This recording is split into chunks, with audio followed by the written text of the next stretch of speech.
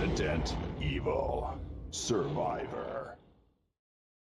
Resident Evil Survivor's story takes place after the tragic events in Raccoon City and after the city's destruction. Oh, hold on.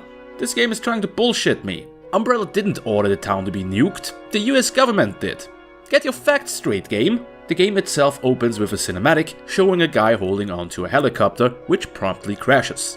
The player now takes control over the helicopter's pilot, who conveniently suffers from memory loss. As the game really starts, you will be put into a first-person perspective. That's right, Resident Evil Survivor is a light gun shooter, at least in the Japanese version. The light gun mechanic has been removed from the American version due to the tragic massacre of Columbine, which took place shortly before the game's release. Other than that, the game plays like every other light gun shooter, just with the changes of you moving the crosshairs with the controller's D-pad. You will have to make your way to the end of each level, fighting off the typical Resident Evil monsters. There are zombies, doggies, and those guys.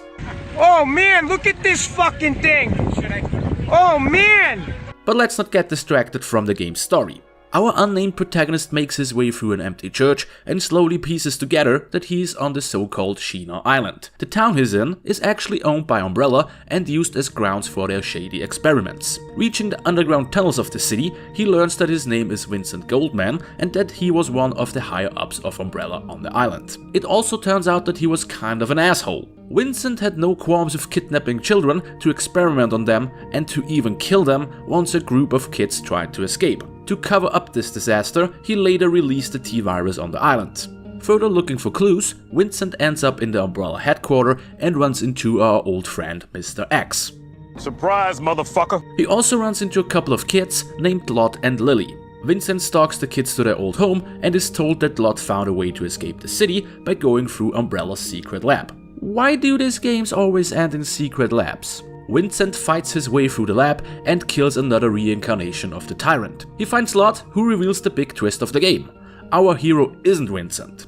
The dead dude from the beginning is. Our main character is actually named Ark Thompson, and he is a detective sent to the island by our buddy Leon S. Kennedy. Ark and the kids escape to the lab's heliport just to be attacked by the Tyrant. That's always fun. The Tyrant gets blown to bits and the group escapes in a stolen helicopter. What are we gonna do? I don't know, but don't worry. We can fly as long as we have fuel. Thanks, that's reassuring.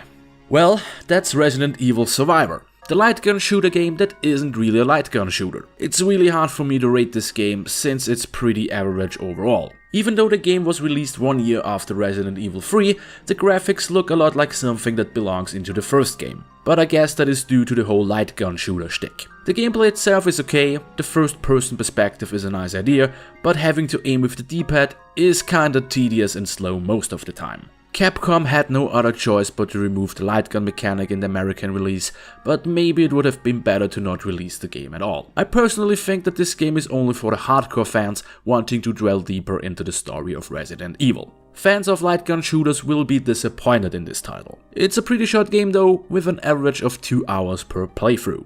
That's why I give Resident Evil Survivor 4 out of 10 amnesiac heroes.